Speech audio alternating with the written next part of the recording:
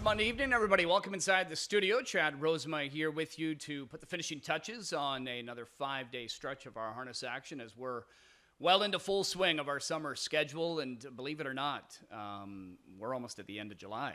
We've just got a couple of days left before we turn the page into August. We'll start getting into some of our real big Grand Circuit races near the end of August, and that's just going to carry right through into September, and then we get into some big stuff in October as well.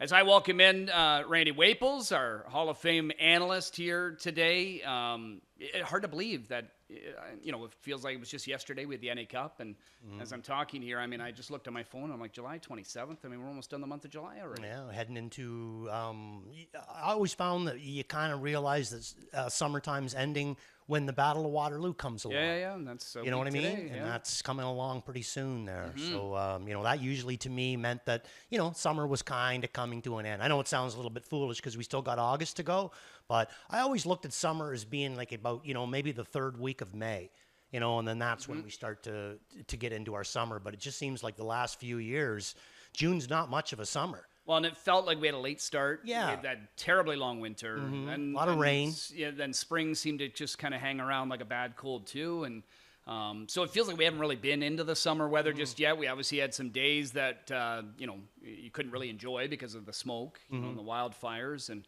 and I know that's still going on. Just the in heat a lot of waves. different places. And then the heat, and, I don't know where it was somewhere in the U.S., but they're like 120 some odd degrees right now. Fahrenheit. Really? Yeah. I think it was it Running Aces that had to cancel last night? Yeah, they had to They're cancel. getting brutal heat in Minnesota. Yeah. I've never been there for the brutal heat in Minnesota, but I've been there for the other brutal cold. That I've been there for, yeah. Cold and snow? Yeah. I raced there, but we didn't start till September, so we just got that real nice end of summer into fall. Yeah. But I knew that we were in trouble there the first time that we went for dinner in Minnesota, and every parking lot had a little stand in the parking lot where you can plug your vehicle into. Like an engine block. Yes. Oh, okay. And, I've never seen that here. Yeah. So then I said to somebody, how come they have that or whatever? And they said, your car, you can just go in and eat, come back out an hour later, and your car will be froze solid. Jeez. Oh, and it was cold when I left there. We left there in December. It was cold. Yeah, nice. And you're probably still parading with a few minutes to go? Yeah, that's exactly what we were doing. Nice. Chilly. Yeah, extra pair of gloves, that's for sure. Yeah. You and Rallis yesterday enjoying some Sunday action as he was coming back from the Adios. Does Rallis ever sleep? I was just going to say, was he any worse for the wear? This guy just goes, How do you know? Right? How do you know? Yeah. Hey, he's like that rabbit there, the Energizer Bunny. He just keeps going. Yeah. I'll tell you one thing. I know a couple of guys that could go with him, but I know one thing: Randy Waples couldn't go with his schedule. I couldn't do it even when I was young. No shot. No shot. Not at all. But I tuned in on a couple of them last night, and I did hear it must have been Doug's fourth win because I heard Evan say that was Doug's fourth on the program. And that was with that 2-year-old for his father. I think went 52 and change on the front. The long shot later on at 14-1. The name escapes me. Yeah, me too. But we'll see it actually on the prices. But Dougie Grand Slam last night, including the natural hadger. Kyle Fellows Barn's been awesome. Yeah. He had a trio of them on Saturday, I think, and then another couple of wins. Logan Park, that was his third in a row, I think. In there, and producer Jason saying Baby Jane. Baby Jane, 14-1, kept James locked up in behind. Yeah, that's who I had. Celia Shadow. Yeah, that's that'd who be I favorite, had. but caught in. Yeah, in there. And then, some upsetters last night triggered a carryover in the pick six, nearly a carryover into the pick five. Mm-hmm. Right? If Cullen would have got beat by, there was only, I think, 2 horses covered. Yeah, and then even on Saturday when you worked there, it was only Irvin that was covered in the pick six. Oh, I didn't. You know what? I didn't even. I assumed he was obviously, but I didn't look who else was. But yeah, it was just him. Oh, That was all that was left in the pick six. Yeah, if he got beat, then we would have had a carryover. Yeah. So there's been some prices, and we had some more prices last night that we'll get to in a moment. But we do want to look back at Logan Park, and he's just doing what he does here, and dominates. But I'll tell you, nice to see a Motokan Legacy. No, yeah, I'll say he. I'll tell you, you wouldn't want in about 2 weeks. You would not want to see him coming up into your rear view mirror the way that he was last night there. I mean, wow, what an incredible animal this one is too. But that's an incredible dude right out in front too. But watch the expression on Dougie's face when he realizes who it is and how fast he's coming. Look, it was going from jog burger to start him up, you know. And I mean, look at how fast this thing started to come, you know. Unbelievable. Nice to see him come back. That was his first back, right? First start back, yeah. He's going to be quite a little adjustment to the trotting ranks as a 4-year-old. I was just going to say, I mean, you know, we've been talking about others, whether it's Lexus Cody, you know, even odds on Norway's, you know, throwing his hat in the ring here, and you know, other big trotters. We just heard the news, Periculum, unfortunately, out for the year with an injury. But, you know, there's Itos Kronos and others. They're going to be in the mix. But, yeah, now this guy back, too. So and can go over any size track, can leave, can finish. 'cause he's 4 now, right? Yeah. So, I mean, you know, big go there. I had up Joey's credit. Oh, nice. Yeah, Trevor, he was 10-1 morning line, I think. Yeah, but do you not notice that with Jake Roberts there, that every once in a while he'll bring this guy here, his lines don't look good, but then he'll come up with a vicious good mile here. You know what I mean? Yeah. And I think that every once in a while he likes to come to the big track, race big, but I just think that after constant racing here, it takes its toll on him, and that's why he goes back to the Bees. But nice price. I think it was just me and Garnet that had him. Nice. Yeah. Oh, nice pick. Biggest price of the night, Ricky Bobby, right? Yeah. Jason Ryan on Yes. Velocity. Yeah, I had the one that he picked off, whoever it was that he picked somebody off there right on the wire, and that was the horse that I had. Can't remember who it was. But anyway, nice mile by Jason Ryan. Jason, he's been coming over a bit more lately. I saw him here earlier tonight. We've got some of our regulars that are out of town initially because they're at Grand River. They've got Battle of the Bells eliminations. No need for a Battle of Waterloo. That's going straight to a final. We actually have some horses in those finals prepping tonight on our card. But yesterday, Clinton, this was their signature day. And on top of it being their signature day, they hosted the National Driving Championship. And Jody Jamieson was able to come out on top. Just over Stephane Brosseau, Mark Campbell to round out the top 3. Those 3 guys, I think I read they each had a pair of wins on the competition of 8 races, with Jody managing to hit the board. And now Jody has secured himself a spot to represent Canada along with James McDonald. So we're well positioned next summer. It's mid-August when the World Driving Championships, it starts out west. It goes to 2 tracks out west. Oh, it's in Canada. Yeah. Oh, okay. It's on Canadian soil. So I think it starts Century Mile, goes track on 2 or vice versa, but then comes here for leg 3.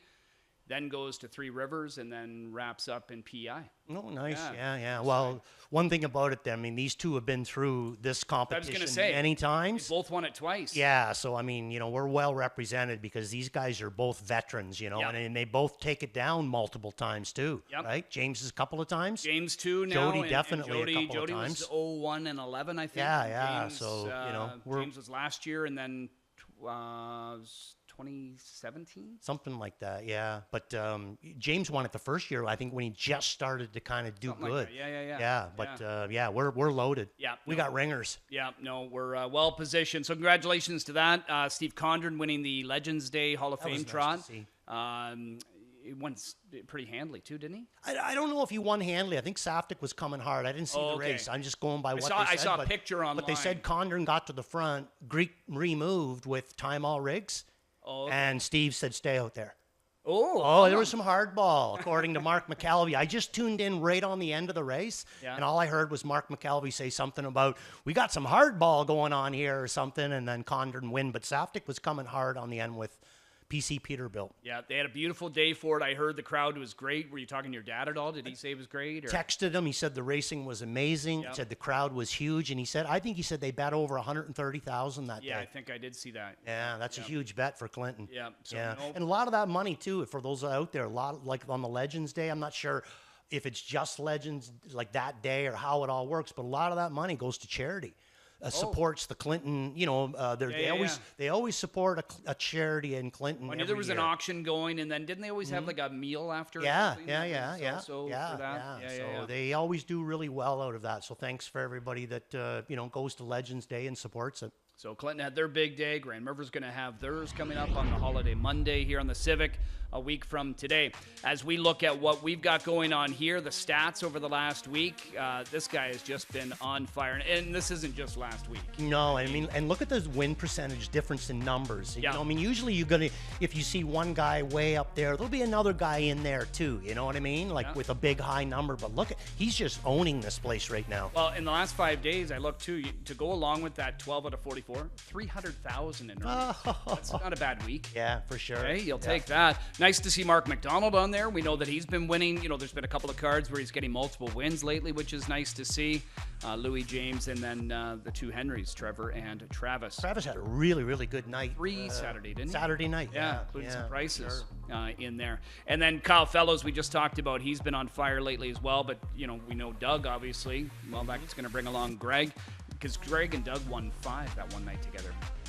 Was it 5 together? Yeah, Really? Yeah. When was that? That was around. I think it's got to be included in this. I would think. But yeah, no, fantastic. Dave Maneri, 45%. You know, with what he sent out there as well. And then Sean Stacy starting to get going with some of his 2-year-olds as well. Jody Cullen. And what about the old veteran down on the bottom there, winning at 42.9%? Way to go, Carl. Yeah, and I should look at his money because that'd be pretty good because he swept the golds. Yeah. You know, you're never going to see it, but you can ask about him, but you're never going to see it. Yeah, that's right. That's right. So that's what's been going on over the last week here. But bottom line is Doug McNair has been white hot, so keep an eye out for him. We're going to dive in on tonight's program. We've got a mix of some trotters and pacers. We've got some youngsters, as mentioned, a couple in there that are going to go into that Battle of Waterloo final. Field of 10 going straight to that final next Monday afternoon. Field of 10 to kick things off on a Monday night. And look at the betting board right now. I don't know if did you find this tricky? Because the board right now says it's tricky. The whole night. Oh, okay. This is one of those nights. Yeah. Yeah. This is one of those nights. Singles in your multis? Yeah. I had to spend a lot of money. There's no cheap multis. It's just a. You had an all the other night and got. You got that 19 to 1. She's a streaker. Yes. Yeah, that was nice. Couldn't finish it off. I went right to the last leg, but I needed another long shot. I needed SOS Sportsbet. That's who I had single. Right to the back at the start. Yeah. But he didn't fire anyway, so it wouldn't have mattered. But yeah, it was a good ticket up till then. Right off the bat here, you've got Social Wizard is installed, as the morning line favorite. You know, Philly coming out of the gold. We've got others obviously in here that have been, in grassroots lately. Where do you end up going? I'm going to go with Rhonda May. Okay. But not, again, like in my pick 5, I use 3 numbers in here. I do truly think that she brings the most speed, but she also brings something else too, which is, is she going to stay at it or isn't she going to stay at it? Is she going to race good or isn't she going to race good? And it's a big ask for Jason Ryan too. I don't know if he's ever sat behind her in his life. Obviously she looks like she can be a little bit difficult to drive down near the end of it. But, I think that if you're looking for a tricky trotter and you're looking for a driver, I don't see how you could go wrong with Jason Ryan. So I'm going to go with her, but I'm using 3 numbers in this race to start my pick 5. What do you think of Chantal Mitchell's Twinbee Showbiz last time? I mean, showed some improvement. Yeah, There was an interference break, obviously, in the first one, but still was at least moving well on the end of it. Absolutely, yeah, it did. Race very, very well in there. And her whole barn, I find, is starting to come around. Everything that she's racing right now, you got to take another look at. The big thing with this one, though, is, an outside post. And even though that I like the way that she raced, I don't know if she brings the same amount of ability as this Rhonda May Kay. And it's so easy to not play Rhonda May Kay, but what happens when she crosses the wire for fun? Because she can do that in this race. So I didn't use Chantal. It could come back to bite me if she launches out of there. But if she doesn't launch out of there, she might also be in a bad position, other than she can hoover up a pretty big last quarter. I think Timeless is going to come out of there. She kind of scares me a bit. Lately, yeah, and she's got some gate speed. Yeah. Rhonda McKay's got gate speed as well, whereas Twinbee Showbiz, you mentioned, she can close up well, but doesn't seem to leave out of there. No, and that's the problem sometimes with here. If you get a little bit too much traffic stacked up there, it's just too far to come. Yeah.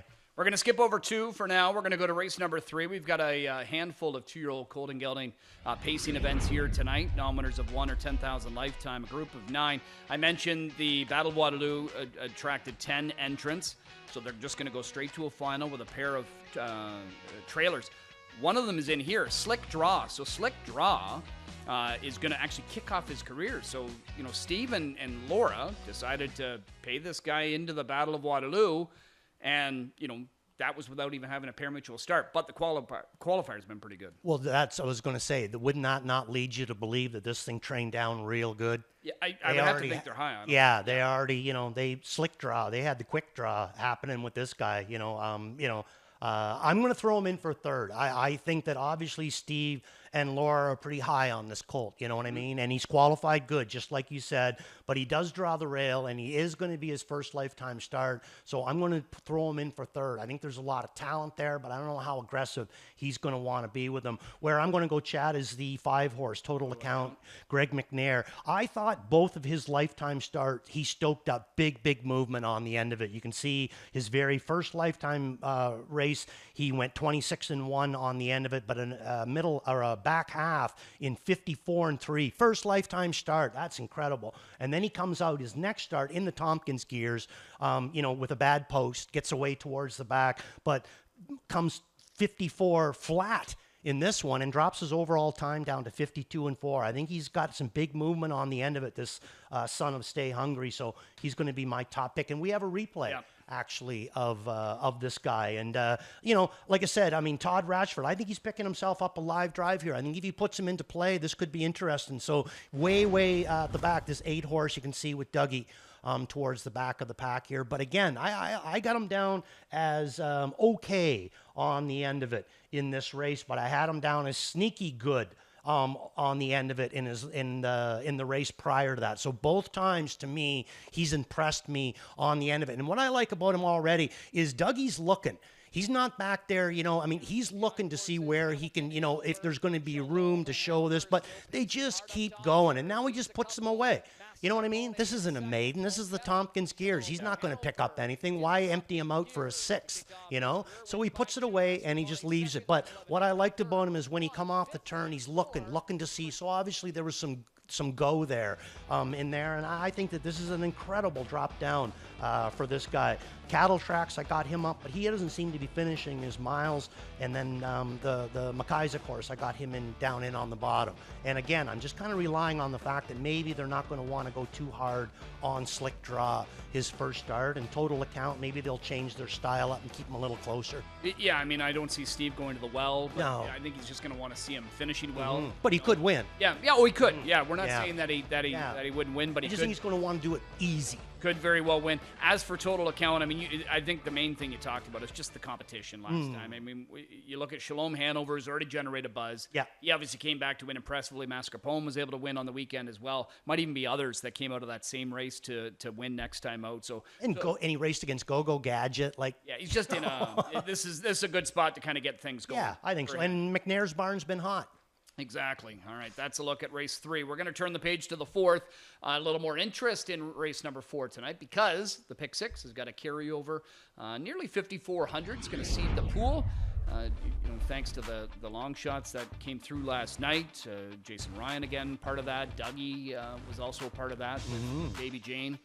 Maybe some others just kind of into the mix there as well. We've got a group of 10 on the trot to kick it off. It's a nominators of 1. In here, morning line choice is in session. Now, in session has been knocking on the door. Is she one that you play against because you don't think she's going to get the job done, but she'll be there? That's where you're going to go against her. 100%. Yeah, 100%. Okay. That's about the best way to look at it. We have a replay of her last race. I just think that she's in a really, like Chad said, I just think she's in a really, really good spot. Now, she does show a couple of times in her last 3 starts where she chopped miles and was not able to finish it off. But the last time that he raced her, he didn't put her in front, and she come up with a much better last quarter, 29 flat, mile and 55-2. So I think that she's in a spot with the inside. I got a feeling that Daryl Thiessen's going to be coming out of there with Broadway Star, who I got in for second. And this one's another one, right, Chad? Does a lot of cutting, but really doesn't bring a lot of power in that last quarter. So this one raced very good off of a helmet. I'm hoping that Tyler's going to be able to follow Broadway Star, come off of his helmet, and then make a dash for it. So let's take a look at the replay for in session. And another thing to kind of like that last line about about In Session as well is her second last race, July the 9th. This race that we're showing, the last race, July the 20th. So there was, 11 days in between races. So I thought it was a good effort for that. And like I said, here's... Yeah. Our producer thinks this might possibly be the wrong race. I mean, I know Tyler is the 7 in this contest with In Session, and he is the 7 there. Mm-hmm. So maybe this is... No, this is... yeah. Well, this says July 23-7, and it's... This is it. Says supposed to be July 23-1, though. Oh. Right? Yeah. Oh. Yeah. So, yeah, this is... Okay, well, you know what? We're getting to just sort of... Well, no, this is Emmy Laurel, though.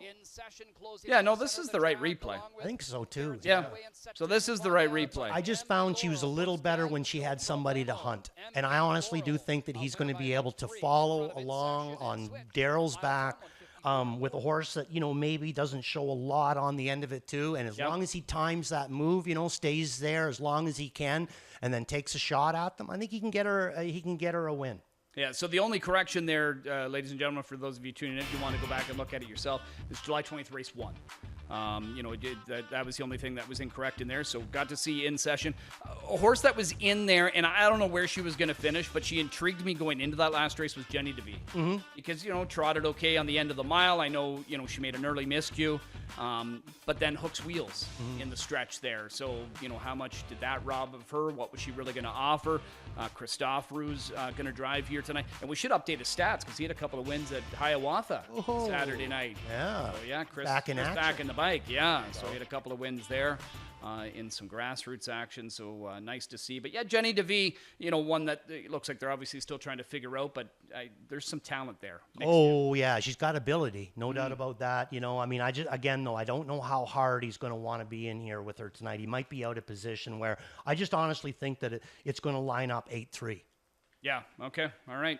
That's where Randy likes in race number 4 to kick off that pick 6. 5th race, we'll stick with the trotters. We've got 3-year-old fillies, grassroots starters that are nominators of 15,000 last 4. So believe it or not, going for 28,000. This is actually the lower end of the grassroots starters ones. The top end one of it's going to go for like 32. Ooh, nice money. It is, yeah. So it is really nice money, but you still get some nice ones in here, including Look a Diamond, who Peter Hamilton was able to get this charge to hold on last time, obviously with Trevor Henry helping out in that spot. If my memory serves me correctly, was there an inquiry possibly that he had to sweat out too? Yeah. On pylons maybe? Pylons. Okay. Yeah, he did. Yeah, for sure. So for Look at Diamond, but this one is just tore up on the B tracks and then able to come here, back against the similar group. Do you go back to this one or do you try to beat this one? No, I go back to this one, and the biggest reason why, I mean, I don't think it's a deep field, that way, but where I like it is, it just kind of goes to prove a theory, though, Chad. So many times that we've talked about how difficult the rail can be here at times. You know what I mean? Yep. So here's one that had the rail at London and gets out of there in the deuce, but only by a nose. It looks like she left out of there and ended up chopping it. And then she has the 7-hole her last start at Hanover and makes front by 10 lengths and 28 and change. And then she gets to the rail in her last start here and gets away 7th. Like, hello. And I honestly do think that because they went 27 flat or 27-1, she just couldn't, you know what I mean? She didn't really know. Now he moves out to the 4. I think he's in a way better spot with the gate this week. I don't think he's going to get away 7. I think it's going to be one of those go out of there, and get her into a good spot. So I think she's going to come up with an even better race tonight than what she did last week, having to come out of the rail. And I think the experience is going to help her because for one that, primarily does her racing on the smaller tracks, yourself, you come here, you turn for home. That's a little daunting to look at that long stretch, one of the longest in all of harness racing. Mm-hmm. And she's not used to that, and Trevor had to kind of keep her going but she found the wire. And the other thing she's not used to is that winning time last week, 56. Yeah, exactly. She's been, 2 minutes, 59 every week, and all of a sudden she's got to go 56. This could make her a lot stronger here tonight. All right, so Look at Diamond, a popular play, a clean sweep on the board in race number 5 as we head to the back half of the card. Late pick 5 gets underway in race number 6 with 2-year-old Colden Gelding Pacers, now winners of 1 or 10,000 lifetime.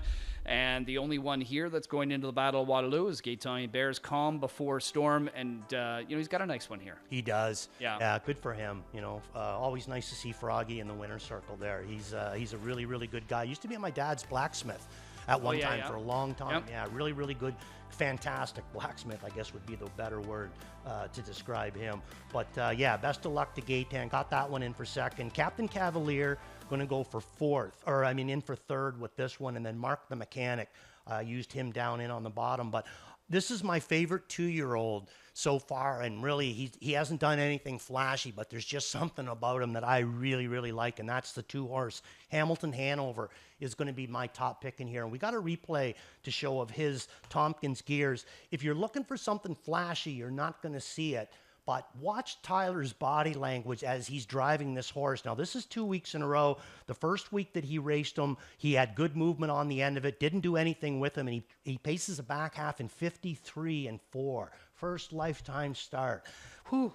So then this week that we're going to show you, he doesn't really do anything flashy again, only this time he comes 53-2. And it always seems to me like he's got even more in there, too. Yep. You know what I mean? Not crazy. I mean, obviously, it can't be a ton in there. But, when you're coming halves in 53 seconds, but look at him here. Tyler's sitting straight up on this guy, looking for room, back and forth, looking to see where he can apply this guy. And I love the way this horse moves. And different times when he baby raced him, he'd zip him down through horses. He's just like a little sports car on this guy. And this is the Tompkins gears. He's staying with these Grand Circuit colts. Now he's going to race in a maiden here tonight. I've loved this horse. And again, Tyler not doing much with him, on the end of it. I love the way that he's brought him along. Way to go, Tyler Jones. And I think that Hamilton Hanover, to me, is if I'm not mistaken, he's a key. Yeah, and I'm not surprised you're doing that. I know you spoke highly of him after that first start, going in, to his next outing, and you just thought this was a horse that you needed to keep an eye on. And yeah, he does have good movement. Oh, yeah. And he's just in similar to, again, Doug, in the first division that we're going to see of this nominators, the one for 2-year-olds earlier on the card. Mm-hmm. They're just in easier spots. Yes, overall, much easier right? spots, yeah. Level of competition takes a big dive. Yeah, but beaten back with, a brother Nijinsky and Captain Cavalier, he's obviously going to have some eyes on him just to evaluate. Yeah, absolutely, yeah. Looks. But again, how hard are you going to want to be? And to tell you the truth, I'm so high on Hamilton Hanover. They can be as hard as they want on Captain Cavalier. I still don't think he gets the best of Hamilton Hanover. Yeah, I literally, this is one of my favorite 2-year-olds. And this is a spot where Hamilton Hanover, they might say, you know what, let's see what he can do early on. Right. Maybe a little bit of an earlier move. Sooner or later, you got to get going out of there because you can't always be racing, stake horses from way off the pace. It just isn't going to work. Race number 7 we head to next. We kick off the late pick 4 here. Obviously, at this point, we're getting some of our regular guys back from Grand River. One of them that's got a date at Grand River next Monday is Wheels Up. Now, Wheels Up, we got talking about him going into his debut, and then, he made that miscue, heading to the far turn. But then after that, it was a big rally to come back on for fourth before getting placed. But then last time out, not so good, moved early. I thought Mark drove him just fine in the backstretch there to make an early move, and he just wasn't able to kind of see it through. Now, I did talk to Paul Davies, and he said he was really aggressive, and he shut his air off. And so he's making the bridle change here tonight, trying to get him to calm down a little bit. So he's going from a blind to blinkers, and obviously he wants to see him get around this track just nice without any kind of issues, to feel a little more confident for next Monday, I would think. This is it. I mean, obviously the speed's there. He's just got to retool a little bit, because and sometimes it's the breeding part of it. I mean, he isn't all bets off. Usually, I used to always find them to be a little bit on the lazy side. You know what I mean? Mm-hmm. That betters to light coming out of them. But the Badlands Hanover, on the mare side, they can get hot real easy. They're tough. Okay. They're tough horses. They'll race hard for you, but they can easily flip the switch and go bad on you. So I think it's smart that he's changing the bridle on him. He's going to drive him himself. I would guess, he's just going to do everything he can just to make sure this horse is finishing his mile with a really good experience. But I'm still going to throw him in for the deuce because he brings a lot, this guy. He obviously brings a lot of talent. West My Whistle, I'm going to throw in for third for Trevor and Copley. And Billy Hill, I used this guy last week there. He's going to have the rail. I'm going to throw him down in the bottom. Another horse that I think brings a lot, but they kind of have to, get him back going good again, or however you want to kind of put it. I just don't think that he's doing what he's supposed to. So I'm going to go the 2, LA Captain. I like this one if Luke plays too. My guess would be that this is probably supposed to be the stronger of the 2. I've watched these 2 race together a couple of times.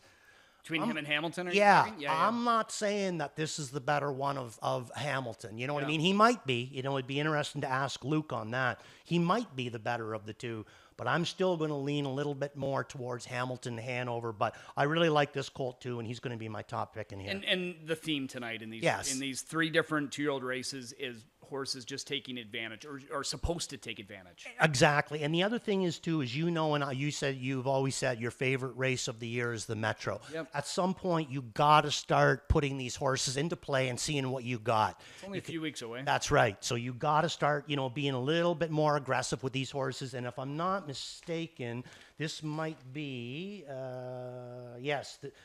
James is going to make it back in time for the 7th. Okay. That sometimes gives you a bit of an idea, too. You know what I mean? He could have easily made it back for the 8th. He's not going to be here for the 6th, but he will make it back for this colt. And Luke's barn, too, is starting to kind of feel some rhythm. Yeah.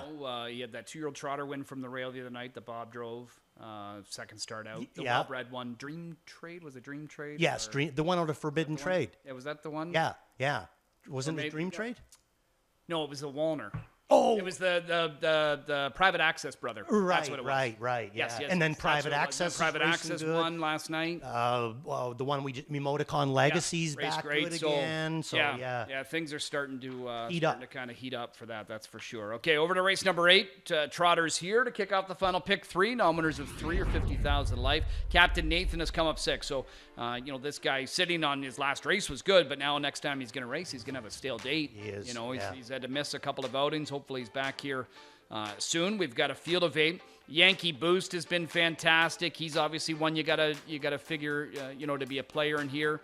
Kayla's in charge. I know you've spoken highly about this one. You said this mare's got some ability. She's got a better draw to work from here tonight. Maybe that's going to help her out. Where do you go? I'm going to go back to Yankee Boost, but I always had Kayla's in charge. I had her in for 3rd because I was going to go Captain Nathan in for 2nd. That's how highly I think of her. Yep. In my pick 5, I'm using Kayla's in charge. Okay, and Yankee Boost. Yep. I think she's dangerous. Number one, she's a 4-year-old racing a lot of times in against 3-year-olds, and this girl can move on the end of it. She's got great movement. She's good gated. There's just a lot to like about her. I love the way that Travis has drove her. He's never hurt her. Always has her coming good on the end of it. So at some point, she's going to pop her nose through there, and she's going to get a big victory. If you go down 3 down to July the 2nd, where she finishes 2nd, beat ahead, that was exactly that trip. She never left the rail, and then she just missed on the end of it because she didn't get out in time, and that was in against Maize and Blue, pretty well our best 3-year-old grass rooter, so it really brings a lot. But let's take a look at the replay of Yankee Boost, and the big reason to me with him was, number one, it started out that there was a gate gap. He did gap the gate. He was probably about 2.5 lengths off the gate, which to me put him into a position that I didn't really think that he would be in. I kind of more used to him getting out of there and getting into play, but then it just didn't work out. I mean, he ends up being stacked up with way too much cover. The race never goes anywhere, and I would say that he was just out of position. So let's take a look at Yankee Boost in his last start. He's going to show good wheels on the end of it. In the third quarter, he's got to go 27-2 to get into the position that he's in right now. And then he polishes it off with 27-3 on the end of it. But it just isn't going to be enough. But this guy has had 4 lifetime starts, 2 times a winner, 2 times he finished 2nd. And I think that he's going to be the best one in here again. I think he just got a little bit tired right on the end of it here. So just wasn't able to get by that Xeron's Courtney's Promise. But like I said, 27-2 just to get himself back into position. Yeah, I mean, a big back half. He might have just been a little tired, and you know what? It looks like they gave him an extra week off. You know what? He's been racing pretty, consistently, and at the end of the day, he doesn't have many starts to his credit anyway. Yeah. So let's give him a little break here, freshen him up a little. So yeah, I could see this guy firing on all cylinders again. Me too. And another thing, I think that there's a good chance that Mark comes out of there with Hercules, and if he does, and Dougie's, with him, I got a feeling Dougie's going to get himself a 2-hole ride. Nice little trip. Okay, that's a look at race number 8. We'll skip over 9 for now. We're going to head to the finale, race 10, 53,000 plus is the carryover number now for that high 5. We've got a group of 9 to close things out on the trot here. And the morning line choice, it is Totally Iconic, who's coming in here while Hanover in the latest, but had been racing at Grand River. And Totally Iconic, well, you know what? These morning line odds are skewed. They're wrong. So I don't know what's going on here. Are they wrong in the program or are they wrong on here, Randy? Definitely wrong on there, because in the program he's 8-1. He's 8-1. I was just going to say, and as I'm looking at him, I'm trying to figure out why this one would be the morning line favorite. Lo and behold, at 19-1. I hope we get that number. Yeah, can we lock it in? Yeah, so you got Lo and Behold in here, and Barbara May, a couple of really nice fillies that are probably going to do battle, not just here tonight, but obviously in the future at some gold. They look like the main ones, and then you can even toss in Cupid Hall. Yeah, I can't say anything because they're constantly correcting me. I'm always sending in the wrong numbers, always, constantly. They'll say, do you really want that number? Yeah, and then I'll look back, oh, no, and they catch it for me all the time back in that room. If you were playing this race, which way would you go? Well, Lo and Behold. Yeah. But didn't you find that Lo and Behold raced extra good last week? She did, and I like it when, she'd been racing okay. Yeah, but then wasn't getting wins. Right. And then races really well, gets a win. So to me, now she's just more confident. Coming into this. And 100%. I can see her. And if I'm the Connections, I want another win ahead of the next test. Let's keep that confidence going. That confidence going. Yep. 100%. And that's the route that I'm going to go in here. Lo and Behold will be my top pick in here. I mean, Barbara May is going to be tough to beat in this race, but Lo and Behold to me last week was just different. Mm-hmm. There was something about her last week that she was just better, more into it, deeper in the end of it. So I'm going to see that, maybe there's a little bit of a wave to ride here, and I'm going to go with her. But everybody else going the logical with Barbara May. She's going to be tough to beat. Yeah, and some will argue that Barbara May just has the better date, too. Yeah. Right? And now, that being said, if Bubble Up drew better, there's a good chance that I might go with him. You know what I mean? Because he's a chapter 7 3-year-old. I mean, some of these other the fillies, right, and some of these other horses, they're getting ready for a gold. He's not. Yep. Yep. No, exactly. Tough post out there. So some things to consider here in the finale. Not a bad-looking Monday card with some 2-year-olds and some trotters mixed in there. We've got the carryover in the pick 6. Randy's got a slew of tickets, including his early pick 5. I'll leave him here with this. I'm going to head upstairs, have fun down here tonight. And good calls. Good calls. Card, would you? All right. Good calls up there. All right. Don't give him those bad calls you used to give me when I was driving. Okay, so we're going to take a look, and as you can see, and Chad brought up earlier, this is a deep pick 5 for me, $48 for this one here. That's a lot of money for me to spend on a pick 5. So I went 3 deep in the first race. My top pick is going to be Rhonda May, but I tried to back her up with a couple of other ones in there. The only one that I really missed was Timeless, but she's been winning on the B tracks because they've been putting her in front, but here they've been racing her from off, and she hasn't necessarily been getting the job done, so I'm hoping that tonight she doesn't make me look too bad. In race number 2, we're going to go 4 deep in there using all my picks in that one, but my top pick is going to be a horse coming in from the Bs for Cam McQueen. I love when Cameron McQueen brings his horses in here because they are alive. So Muktuk Annie is going to be my top pick in there. Race 3, Slick Draw and Total Account. We showed you the replay on Total Account. I just think that, big drop away from tough competition, and I certainly don't think he was emptied out last week in his last start. Race number 4, I'm going to key In Session. I think that she can get herself a really good trip in here. And race number 5, my top pick is going to be Look a Diamond, but I'm going to back her up with the Tyler Borth Press on Ballykill. So let's take a look at some of the plays of the night that we have registered in here tonight. My 4-pack is going to come up, and it's going to start right off in race number 1 with Worth a Look on Rhonda May. Now, a lot of people will be thinking that she's going to be the favorite. Maybe she will. I don't see it that way. You're getting a driver that's not familiar. You're getting a horse that's run twice in her last 3 starts. So I don't just sure how aggressive he's going to want to be with her. I'm going with her because I think that she brings the most talent or speed in that race. Beat the favorite is going to be In Session. I do think that Broadway Star will probably go off as the favorite in there. All in on Hamilton Hanover. I've been waiting for this opportunity for him. I really like the job that they've done with this guy. And Waple's Watch is going to be Yankee Boost. Again, I thought he was gapped to the gate in his last start. I think he got himself into a position where Doug tried to get himself out of it, but he just had to go too much to get himself out of that position. And 6 feet before the wire, I think that's where it cost him dearly. So let's take a look at some of our resident handicappers, what they got on. So Garnett's going to go Broadway Star, best bet with that one. Kevin Ploucha on board with Hamilton Hanover, right on. Best bet there too for Kevin.